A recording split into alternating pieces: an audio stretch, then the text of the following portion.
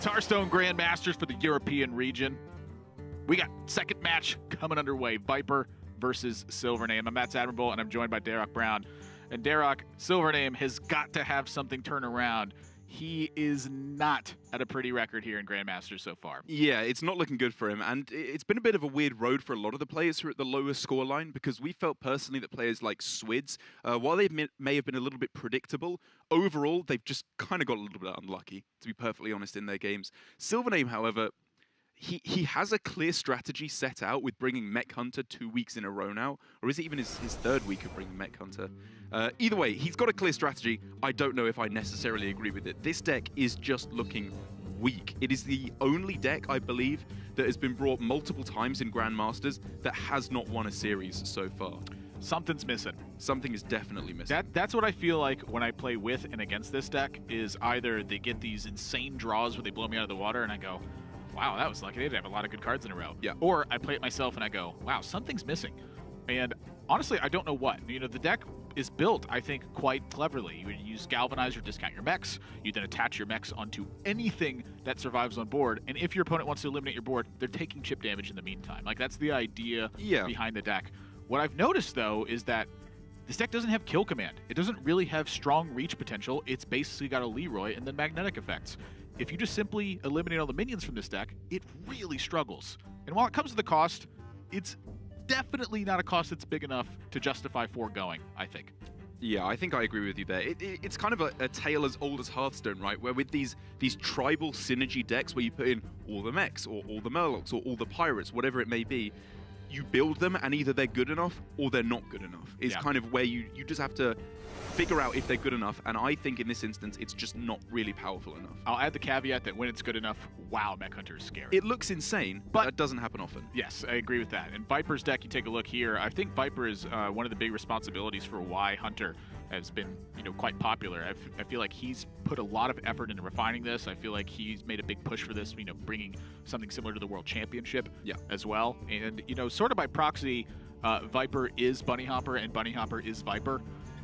So that's kind of what we're seeing here is, a replay of yesterday where, I'm sorry, a replay of last week where Bunny Hopper fought off against Silvername. That's true. And Silvername did not have a good time in that match. He did not. You are, of course, referring to the fact that Viper and Bunny Hopper have identical lineups in all three of their primary, secondary, and tertiary decks. Obviously, leading to the fact that they are practice partners through and through. Even when they're facing each other, as they did this week, during which Bunny Hopper took the win, they still prepare together and try and help each other win, even when they're against each other. I'm going to give a big shout out here to Viper for how cleanly the backdrop is set up and well lit. I'm liking the cascading effect of the light. It looks like the kind of word art that you'd have in MS Word in 2006, where you could have those really cool effects on your word. That was all the rage in year 5. Is year 5 like British? I think it's lingo for school. It's either 6th grade or 4th grade. I don't know. Yeah, see, we just call it whichever grade it is. Well, because technically it could be year 5 and you could just, be behind a grade. Which I guess is part of the reason that you would say it that way, is to not be so personally offensive to yourself. Right. Well, I mean, it's not NA education law, so it tends not to be held back a year too often. All right. Viper, a new addition to Team Raise Your Edge. Pretty big pickup, I would say. I would agree with you.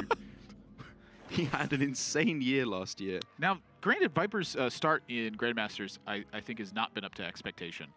I think Viper has been on the unfortunate side of some draws. But at the same time, I'm of the opinion that I've seen some of Viper's more conservative macro play haunt him in a couple of games. And one of the big ones I think back is to week 1, where he talked about it a bit on Twitter about not eliminating a Harrison Jones versus a Cyclone Mage deck. Yeah. With the thinking of, I can handle the Harrison Jones, I cannot handle big Giants turns. Right. So I need to save my removal to be able to wipe Giants turns and try to get past his Harrison naturally. That ultimately cost him that particular game. And I think in the grand scheme of things he was right, but I think that was a spot where he could have recognized that particular game as well. So I think some very minor differences have ended up costing Viper a lot. Yeah. But I think overall his head is still in the right place. I think he's still overall approaching matchups correctly. I think he's playing very well. I think he's playing very, very well. but I hold Viper to such a high standard of play that even I think it's 2 mistakes I can think of, like discrete mistakes over the course of his Grandmaster so far, where he didn't trade the Mountain Giant against Fino, which cost him the game, and then the play that you're talking about. Even just a couple of misplays, I still think it's not up to his usual standard, because he is just so fantastic. Yeah, and you and I have talked about this a bit too, where a lot of times in order to have any amount of criticism, we have to get very nitpicky on the players. Absolutely. But this is Grandmasters, and all of these players I do hold to an incredibly high standard. And so I am actively looking for ways to nitpick. So when it's there, I'm going to take it. But at the same time, that's a very difficult thing to do. So if you can't hear me nitpicking a player, I think that should speak volumes for exactly how well they're typically playing. Yes, I fully agree. But here for I'll get off my soapbox now. The start of this game, it's a really weird start where Silvername, as has been very much par for the course over the series of his games with this Mech Hunter, is basically out of cards right at the start of the game. I like this though. Yes, but in fact, this is how Silvername has not been playing the deck. Is that because he hasn't been afforded the possibility to play it in this manner? No. Or he just hasn't been playing it correctly? I think if you go back and watch the games, what you'll find is that Silvername is often having a turn where he saves something, or he plays conservatively, or he's setting up for something bigger. This is not a save for bigger deck, aside from some very specific situations. It's an all-in. It is a jam your cards and punch them in the face, because at the end of the day, you are at your heart of hearts a burn deck. Burn them. Ooh, wow, that is a top deck. Yeah, and so Vicious Scalehide definitely demands some attention in this spot. Yeah. But this is the kind of situation that when Silvername's in, he can find himself winning games. Although Viper does have what it takes to fight back against this. Viper has a lot of possibilities here. So if Silvername could, as just an option, trade in Bomb Toss to kill off both minions on board, which stops Dire Frenzy from being a possibility, we can see he then gets mark-shotted, and he's in a pretty miserable situation because he only has a Goblin Bomb in play. If he goes face with this 5/5, as I think is slightly more likely to happen, actually, does he do that? Would he just have to trade anyway because Dire Frenzy's so bad? I think Dire Frenzy is pretty bad. I mean, it's on the links. terrible. Who cares? On this Vicious Scalehide, that's what we've seen be winning games, and I think that's what Viper's playing into now. He says, I don't have time to Dire Frenzy with the Vicious Scalehide. I have to fight for tempo and use the mark shot, and then leverage the card advantage I have to fight back. So I am a bit surprised that Silvername is using the bomb here. It is cutting Viper's counterplay to exactly mark shot, I believe. In terms of a single card, Deadly Shot as well would work, but it's important to at least kill the Scalehide, in my opinion. I think if he doesn't kill the Scalehide there, that is a massive mistake. I agree. Having thought it over, I think if you trade with the Scalehide, because my thinking was, can you beat... If you trade, can you win anyway? Because you've just missed 5 damage. I think the answer is yes. You're very much in with a chance of winning, even if you trade there against the Scalehide. Going for the Bomb Toss, over the Ursatron, I do find more interesting, because even if the Dire Frenzy does come down, he trades evenly. You still have a 3/3 in play. It pushes more damage. It gets you closer to drawing a card. I think they're both very similar at the end of the day. I think the Bomb Toss is less easily used. I think that the Ursatron is more easily used, and I think that was the thinking of Silvername. And his Silvername does have the ability to extend it at least a little bit further into the mid-game. He's not completely out of cards yet, and because he decided to kill that Vicious Scalehide, Viper is far from winning this game. And that's the thing, is I think Silvername's aggressive play, while he's out of cards in terms of like major options, think about what's happened now. He has taken away the Vicious Scalehide Dire Frenzy. He has forced Viper to play from a behind position in this spot. He has made Viper have to have the correct cards in this instance. I think at your heart of hearts, that is an aggro deck. Is you have to throw caution to the wind. You're going to have to realize that you're taking risks at point and understand that your nose is open at times. When it's not the case, though, you are going to very handedly win some games. If Viper did not have Mark Shot or could not land a Deadly Shot that turn, he was probably going to lose. That's true. So my hat's off to Viper for recognizing I need to tempo out this Vicious Scalehide. Oh yeah, I love that play. Yeah. It's and threaten. I think this has been a pretty solid game of Hearthstone so far from I think from strategy aspects. I think if Viper had gone for Master's Call on turn 3, that would have been pretty much game over. Yeah, I definitely agree. You know, Sun's nailing a Deadly Shot. You haven't changed the perfect hit. Yeah. That's just generally not a very good idea. Silvername Oh only. my gosh, it's been so long since I've seen Leroy unleash.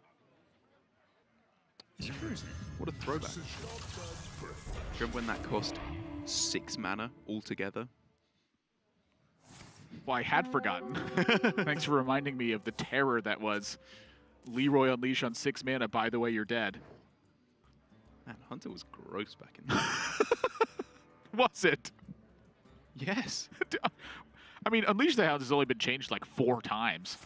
I remember the old school Unleash the Hounds with the give your minions +1 attack and charge. It was all beasts. Oh, You have all your beasts this turn have +1 attack and charge. It didn't mean the ones that you had in play.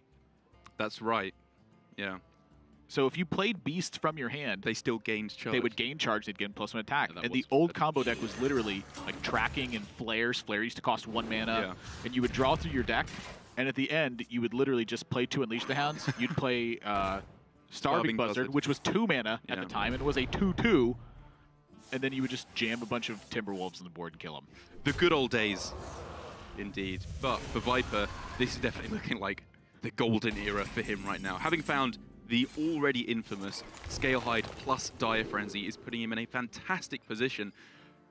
Silvername with double tracking does get himself closer, wow, to Venomizer plus Missile Launcher, but he tracks over the second copy of Missile Launcher. Yeah, I think, honestly, what Silvername's looking for is a way to utilize a wide board state. And so what that means is he needs to find, Flark? yeah, just, guy, you're reading my mind. Boommaster Flark Yeah. and Direwolf Frenzy. I'm sorry, Direwolf Alpha here. Direwolf Frenzy. That's a card. Give all your adjacent minions +3/+3 and shuffle all of them into your deck. The Spider Bomb here I find quite interesting.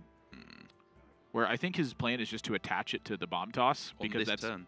maximum mana utilization and just try to leverage for damage in some way. Does the plan of just praying they never draw a Scalehide, does that ever work? That's that's the plan I would have been on. I would have bomb tossed Right. and held an alpha here, start pressing the hero power button, Yeah. and just hope I draw Boommaster Flark. I think I like that slightly more too. I think this game plan of trying to curve out with minions, it could work, to be fair, if Viper's hand is completely nothing. That, however, is not completely nothing. That's everything. Yeah, that's 3 additional beasts from the deck. By the way, there's a lot of 4/6 lifesteals. By the way, Viper's already ahead on cards. By the way, he's about to be ahead on board. By the way, he's going to be ahead on life. So by the way, Silvername's having a rough game. Aha. I like how he played it, though. I think that the way that he played the early game in this one was different than how he's played previous early games, and I think it was correct. I think this time he just got checked. I think this deck is just not well suited, I think is the problem. I definitely don't disagree with that. However, I can see where Silvername found himself playing the way he had in previous games, because Yeah. this is how I was learning the deck as well. Was I would go all in, I'd get crushed by 1 or 2 cards, and then I would go, I guess it doesn't work. Let me try some other stuff. Yeah. The other stuff would kind of work, and when it worked, it would feel better because the game would take longer. When I would win a game, it would take me longer to win a game, so I spent more time winning a game. However, I didn't win as many games. Yeah. This is an interesting play from Viper, however, where he kill commands the face, leaving up a minion to be potentially magnetized onto. I think his exact thinking is, I have 2 Timberwolves and a Vicious Scalehide. I'm not dying. You're not wrong.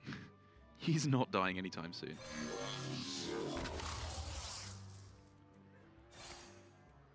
I will admit that from Viper's perspective, though, this probably is just a little bit uncomfortable, where you're like, yeah, well... Look at this play, though, now. We could see Timberwolf, Scalehide, Killer Does Off, he which have summons 3/1/1s. Does he have lethal? So what, 5, with 6, Rhino, double 7, 8. Timberwolf? So double Timberwolf, double Spring Paw. The Spring Paws are 3 damage each at that point. The Timberwolves are 2 damage each at that 8, point. 10. 6, 7, 8, 9, 10, 11, 12, 13, 14, 15, 16, 17. He's lethal. Is it exact lethal? It's exact lethal. No way. Oh yeah, with the butterfly as well. That is enough. Well, that's why he killed Commanded Face. That's probably should have been our first sign. Why not? And there we have it. Viper taking up a 1-0 victory. Exact, beautiful lethal here to close out the game against Silvername. And I've got to be honest, even with the start that Silvername had of Galvanizer and the The one drop as well. It was just didn't even look close. He got checked. His Viper's force play with the Vicious Scalehide put Silvername in a position where he needed to kill a Scalehide, or he had to say, I don't think you have Dire Frenzy. Yeah. And the long story short is that Viper had both checks. He had Dire Frenzy, which is exactly what he represented, and he had Marked Shot, which is exactly what he needed to get out of that situation. So Viper, in that instance, I think just took advantage of the fact that he had a solid hand, and he leveraged a victory. I think he played it very well in the early game. As we stated, the Lynx and the Vicious Scalehide on turn 3, I think was a really good way to play into what his hand was good at there, which was either he deals 1 damage to the 5 health minion in play so he can Marked Shot, or something sticks so that he can play Dire Frenzy and probably just win the game from that point if he manages to hit that.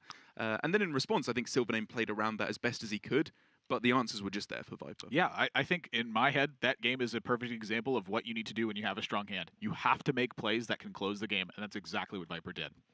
So, going to a break, and when we come back, we're going to find out if Silvername can answer back. He's been tending to go over to Mechanical Whelps and 9 lives from his secondary deck. Let's find out if he does that in this match against Viper. Don't go anywhere.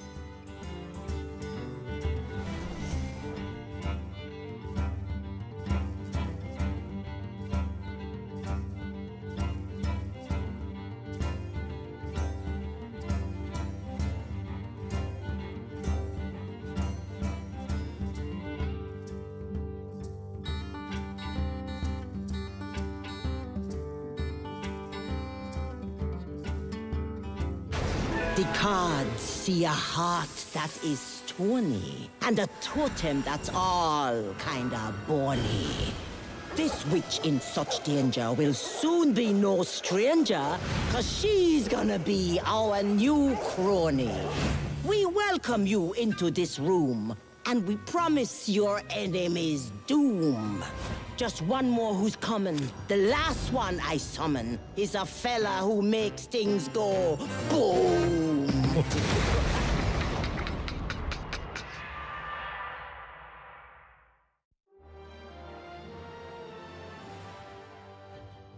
My name is Kevin Casey Eberlein.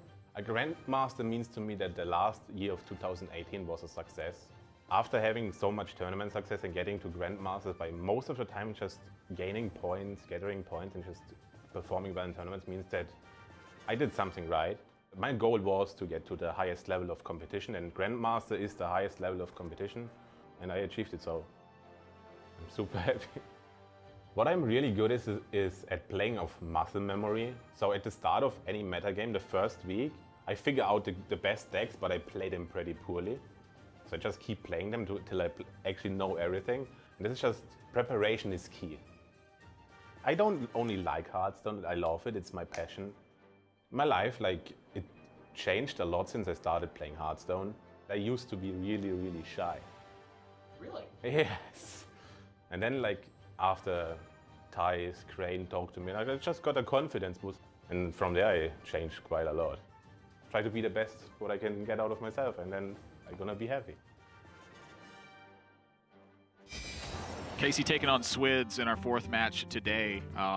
We featured Swids' deck at the opening because it is a pretty major departure from his usual style. Casey also departing away from Bomb Hunter. He's on, from Bomb Warrior. He's on Hunter this week. So it's Hunter week here on Grandmasters for Europe. But we're going into game number 2. Silvername has moved over to the secondary deck, which includes the Mechanical Whelp, 9 lives, and a Cairn. And I think this is a really interesting take on the secondary deck. I'm actually curious if this should be the main deck, because in every single matchup it's felt like he's gone in, he's gotten the lead, he's run out of stuff, and not been able to recover. And to be perfectly honest, I'm struggling to think of what matchups he wouldn't switch over to his secondary in. I guess Rogue is the answer to that because it's a little bit too slow. But against mid-range Hunter, he's switching over to it. Against Warrior, obviously, he's going to switch over to this Death Rattle value version. Against Mage, I think he's switched over to it in the past as well. Like the vast majority of decks, having a heavier build that has a little bit more late game just seems to be working better.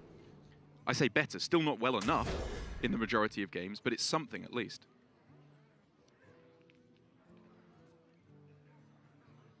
You know, the more I look at Galvanizer and read this card, the more shocking it is to me that this card is not absurd. Really? It's a 2-mana 1/2, I think, is what's holding it back. I'm not looking... Honestly, it could have been a spell, and I would be reading this and be like, how is this card not absurd? Really? Do you remember Mech Warper?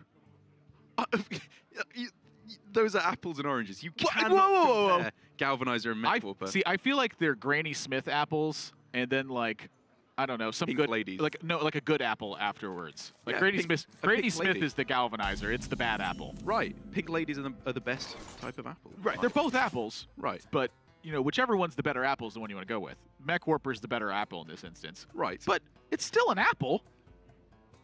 It's not like I'm going to take a bite of an apple and go, "Wow, this is terrible." It's Are an apple. you kidding me? Have you ever had a bad apple? They're disgusting. Well, There's nothing worse than a bad apple. you mean bad apple in terms of like it's gone bad? I just mean an apple. Whatever. If it doesn't taste good, it's terrible. Like you bite into it, and it's all mealy, and it doesn't really taste good, and it's like, no. Do you like Granny Smith apples? They're all right. Okay, I dislike them. Okay. However, I've never taken a bite of one and gone, "Wow, this is gross." I'm just saying, Galvanizer has a really powerful effect. I'm shocked that it's not a better card. I mean, it's a decent card. It's just nowhere near as good as Mech Warper. That's shocking to me that it's just a decent card. Fair enough. I don't know. Well, we've seen it in the last game, right? Even when he went Galvanizer, Mecharoo, double Venomizer magnetized on turn 2, the stats just weren't there. I guess that's kind of my question then is the timing of how he's doing stuff. Okay. You know, how much does that matter and how much does that really reflect? Because I feel like Galvanizer's really the one card that you can throw a bit more caution to because its effect is majorly its Battle Cry. It has a body attached to it, so it has that minor threat of Magnetize, but the major effect of it is the tempo that you can eventually generate from it. The timing of everything else is what I'm curious about, because something about this deck has got to give. I feel like no one's cracked the code on how to play this deck yet. Yeah. It might just be, you know, a nice solid tier 3-esque. I think it's a fine ladder deck. I think in Grandmasters, when you are playing against Viper, this tier of player, like World Championship runner-up from last year, they're not going to let you make these kind of plays that can just aggro you through to a win. Okay. I think it's a deck that can punish poor play very easily, because if you mess up and leave something in play that you shouldn't, or take too much damage, they will just kill you. Silvername, perhaps a bit frustrated with the pace of Viper's play. Yeah, what do you know? As he's chuckling and thinking, well, I can spend a lot of mana on this turn. Yeah, this is definitely what I'm doing. I'm smashing everything onto this Mech Warper. I'm adding the Venomizer too. However, when you have Venomizer and Missile Launcher at 4 mana, you are awfully tempted to just hang on. But I look at this spot and I go, It plays exactly into Mark Shot. exactly. This was 5 damage that he could have gotten. And next turn, just attach the Missile Launcher. Like, make him have a deadly Yeah. shot. Right, even then it's a 50-50. No, I get the feeling that was just a little too passive. Like, he can have just attached the Missile Launcher onto the other Galvanizer this turn and push a lot of damage. Which maybe is the exact thinking, is you know, I get a marked shot here, and Yep. then I attach the Venomizer and the Missile Launcher in the following turn. However, if I look at that spot, I go, I just missed 2 damage. And think about arguably last much game. more, because it wouldn't die to the Mark Shot. And think about it last game. I think he made the correct play of jamming everything and going in. This game, he looks at it, and, you know, is he thinking about last game? Did he go, wow, last game this didn't work out so well? And, you know, I have this combo in hand. There's a good reason to save it. I have a good reason to deviate from what I normally would do. This is what I mean about this deck. When you get pretty much the ideal starting hand, double Galvanizer, a bunch of magnetic minions to go on, and you're already thinking on turn 3 that you're going to need Venomizer Missile Launcher. That's when something's funky at that point. I mean, it could have been specifically to bait out a play, though. Very possibly. And it's looking like it's going to work out fairly well here for Silvername, as that 7/8 minion is mighty threatening, even ignoring the fact that it kills everything that Viper plays every turn. Viper has to find an answer to this, or he will not stick aboard. Yeah. And that's exactly what he's doing. Tracking through to a deadly shot, hopefully. Oh! Wow! There it is. That was the fastest play you will ever see Viper make in your life, I guarantee. I mean, you look at that spot. It's the one thing where Viper can rest assured he has one thing to do: Yep. kill this minion. So, don't have a way to kill it. Let's tracking. Found the way to kill it. Yeah. I think almost anyone who knows the rules of Hearthstone and reads those cards goes, whoa, you got to kill that thing. Also, worth pointing out, the tracking did come off, I believe, of the first marked shot instead of a second marked shot, which was also a possibility. So for Viper, you know, it's not like he just happened to get the tracking and perfectly hit the deadly shot. He knew he was going to need to look for something to secure this game. And I think the tracking there was a perfect curve into turn 4 tracking deadly shot.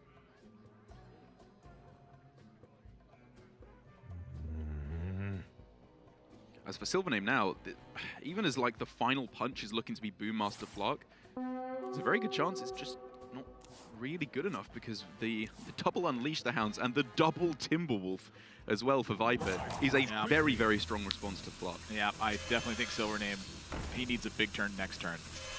And honestly, aside from Missile Launcher, I guess War Gear's fine. Yeah. Replicating Menace would have been fine. Sure. Any kind of magnetic was Heck, pretty... even like an Ursatron, I think would have been supplementary to this. I mean, this is okay, right? Like, he can go just Venomize a Bomb Toss Hero Power on this turn. Whoa, would he push everything phased? He's now seen a Master's Call, so we can be fairly sure that Scale Hide is in hand, whether or not there's the Dire Frenzy as well.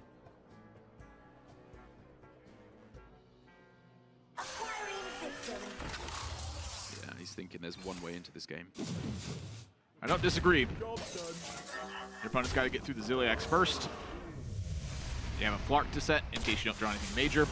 And as it stands, those 4 bombs that can be summoned, if they're able to be killed off, that's a well enough damage to kill off Viper. Worth noting that the 2 Direwolf alphas come out in the secondary deck for Silvername. So it's true. The bombs are simply represent board presence for Magnetize and for, you know, happenstance, stuff like Fireworks Tech and for Missile Launcher to activate twice, things like that. But Viper now, boy oh boy, can he start to represent his own amount of pressure here. This Hyena turn is going to be absolutely mental, especially given that Silvername is pretty much pigeonholed into playing Boommaster Flark next turn. It's not bad. 4 mana to use. So we can even see what Spring Pour and then Scale Hide, I think, pretty nicely clears up the board, heals a bit. Yeah, I think it is. I love it. I think it is that. And the Hyena is now past the point of oh yes, of no return to this point for Silvername. Silvername is, I believe, only one way. I don't think he can kill that. Yeah, this is terrifying. He can actually just die next turn. Is there any choice here? He's actually going with the Exploding Hero Power. A, you don't give as much Unleash the Hounds. It is basically a baby Flark. You get the Hero Power as well. Baby Flark. Do do do do do do. Just in case your kids haven't driven you nuts enough. That's fine. Darrock's here to do it for you. So Unleash the Hounds, you get to trade in 2 wolves to... Oh, you don't get to trade in 2 wolves. You have a Timberwolf to play. Excuse me. Yep. 9, 10, 11, 12. I mean, he's really just looking for a Dire Frenzy at this point to really secure this win. Because without that, it's, you know, it's not over. There is Leroy in yeah, I think Viper is the deck for Silvername. I think Viper is looking specifically of how to make sure he doesn't die to Leroy Magnetic, and at the same time deal as much damage as possible. I think he's got to kill everything off here. Like, it really sucks to kill off these Goblin Bombs, but he's still healing for 3 with each attack. Yeah, I mean, you net 2 health. Yes.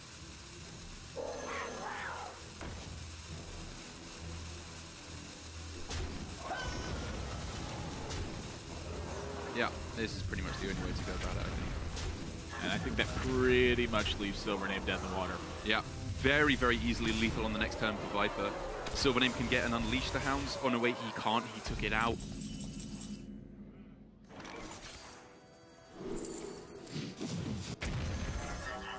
Job's done. Well fought. Doesn't get it done. Viper 2-0. Wow. It's got to be said as well, that wasn't just a victory. That looked easy for Viper. Like, some of those decisions in the middle were somewhat difficult. I think picking the tracking off the mark shot in that second game, as well as going for the spring pour plus vicious scale hide on turn 3 in the first game. But overall, it just didn't really look that close, to be perfectly honest. First game, I think, is very impressive from Viper. Yeah. The recognition to just make the board sacrifice there. Like, I have to fight. It looks weird, but I have the answers, so it makes sense. In game number 2, I'm impressed that he was able to take a fast turn, honestly. He got fortunate to find a deadly shot off tracking. But, you know, that's really what it is to say about that. But at the same time, you look at the way that Silvername had played that. If he moves in on that first galvanizer, that's the decision. Does that stick further? And so I think that the window of opportunity was open for Viper, and he was able to capitalize. I agree. I think it was just better to play the Venomizer there because you still have the opportunity to magnetize the missile launcher on top of that already large mech in play. And when he had the other Galvanizer in play, even if there was a deadly shot, it was still just a 50-50. And you know, like you said, with these aggro decks, you have to take these risks. You have to force your opponent to have the answer because if they don't, you just win. Yeah, and I think either way, Silvername took the risk and just Viper had the goods. When you got the goods, you close some games. Sounds like Viper is ready for an interview. Viper, can you hear us? Yeah, I can hear you guys. I can hear you as well. Congratulations on your win. You know, this is you had a pretty tough set yesterday playing the identical mirror match. And since you are, by extension, also Bunny Hopper and Bunny Hopper is Viper, I'm going to lead off with the first question that I asked to Bunny Hopper as he had to go. What's your favorite wedding song? I've never thought about that, and I have no answer. There you go. Exactly like Bunny Hopper. That is the only acceptable answer. They are actually just identical. Yeah. So talk to me about this week. You know, we talked to Bunny Hopper, and he mentioned that y'all had prepared together this week. What's it like having to prepare for an opponent that you know that you're going to play against while you're preparing with them? I mean, at some point, it's, I mean, we've been preparing for so many tournaments together, and we've always known at some point we're probably going to face each other in those tournaments. So it was never like a big question of what do we do against each other. We just try to figure out what's the best deck to play, what's the best thing we can do. Like, just bring the best deck or bring the thing that we think is the best at the moment for us, and then we just play that. And I don't know, like sometimes we differ by a couple of cards. Sometimes there are differences in meanings or different opinions on specific tech choices. Or but I think this week we kind of expected Boston, Silvername. Okay, they're probably both more of the aggro-heavy players. There was the option of maybe Boston goes rogue, but we didn't want to end up believing in that. I thought Silverman usually gonna go play some aggressive decks, would fit what he wants to do. It would fit against like my probably basic profile of what's expected of me. I don't know. So talk to me about Mech Hunter pick. I want to ask you about your opinion on the deck. You and Bunny Hopper have played a lot of Hunter. Is this something that you have practiced with? And what do you think about it overall? Do you feel like this deck has a spot in the metagame? Wait, Mech Hunter or Mech Hunter? Sorry. Mech Hunter. Mech Hunter. I think Mech Hunter is... I'm not sure. It feels like when the deck popped up and everyone was like, do I actually trade these Goblin Bombs? Do I just keep trading everything? Do I like counter, set up lethals? What's the best thing to do against it? It was really awkward to figure out what's the like best thing to do against the deck in every scenario. I think nowadays the deck is like it's very straightforward in what it does, similar to like Token Druid or like all those kind of one-dimensional aggro decks where you kind of just go face and you build one big minion, you're all in on the one big minion, or you go white on the board and then you're white on you're all in that game plan, and if the other guy has the answer, it's looking kind of grim for you if you're ever behind on board. The Mech Hunter has the comeback of the like Venomizer missile launcher thing, which is nice to have, but I don't know, like if you get to turn 8 and you're behind, that doesn't always get you there. So I think the deck is like a bottom tier 2 deck, I guess. I don't think it's bad. I don't think it's horrible. I think it's sometimes a good pick, but I would not say that it's very good on average. Yeah, it definitely looked to us that it was fairly straightforward in its gameplay. But I guess that leads on to my question for you, which is when you are playing against Mech Hunter, were there any decisions in that game that were particularly difficult for you? Because from where we were sat, I mean, we thought you were playing very well, and it seemed like a lot of the time it was pretty easy to play around what he was playing because it's just playing minions every turn and then going face. But were there any particular decision points that were difficult for you in that series? I guess in the first game there were kind of decisions where like which minion do I want to play against what minion. Oh yeah, my 5-mana turn against the Urzatron was probably the most interesting one, because you can think about, do you just kill command the Urzatron, do you go Master's Call? And I was kind of like, okay, he has 2 cards in hand, the deck has couple 5 drops. It's not that unlikely, he just plays a minion, I can go Deadly Shot, Master's Call, and from there on I can just outgrind the rest of his deck, because I'm probably gonna find the second scale, I'm probably gonna get my Dire Frenzies off, and I'm gonna be okay from that spot on. Or if I want to use the Deadly Shot and the Urzatron, or if I just want to Master Call, that was probably interesting.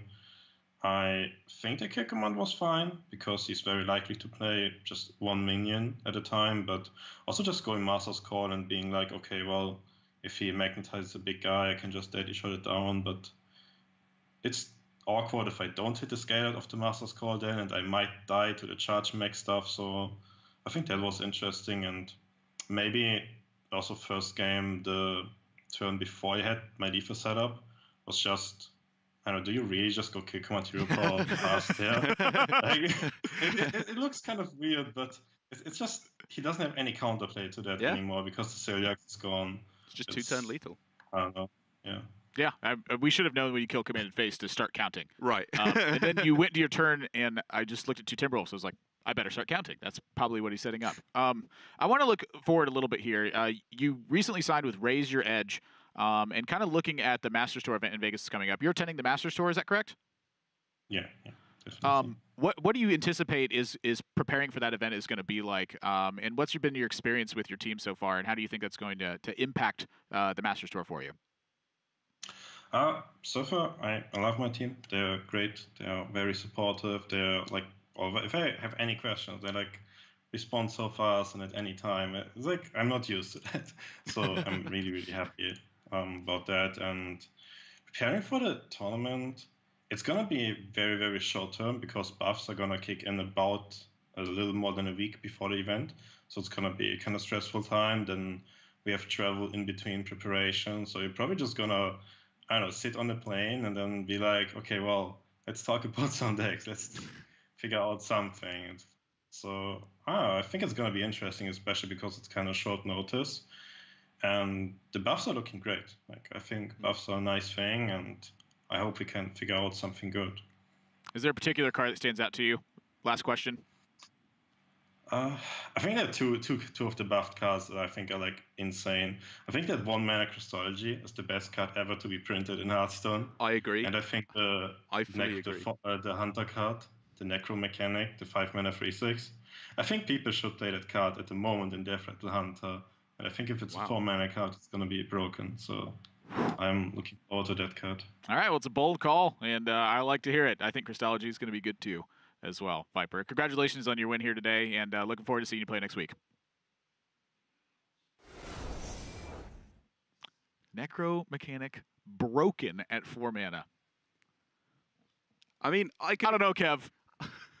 The Christology, though, 1 mana. That is, I agree. I think that might actually be the best card in a, if not ever, that in a long time. Look, if you're gonna make the easy call with Christology, you have to make the bold call with Necro Mechanic. That's just having a nice balanced range at that point. All right, I think unexpected results. That's my sleeper buff of the patch is going to be just turn 2 Khadgar, turn 3 unexpected results. That's insane. Or you could just play Blood Mage in unexpected results. Even better. 2/3 drops. That's like a Conjurer's Calling. We've been seeing players do that all tournament. The best card ever printed. Ever printed. You heard it here first as we take a look at the standings and see how things are shaping up. Where Viper now secures himself that nice 50-50 record. Boston and Silvername, they're going to have to turn this back 2/3 of Grandmasters around if they're going to make it through. I mean, they're almost at the halfway point.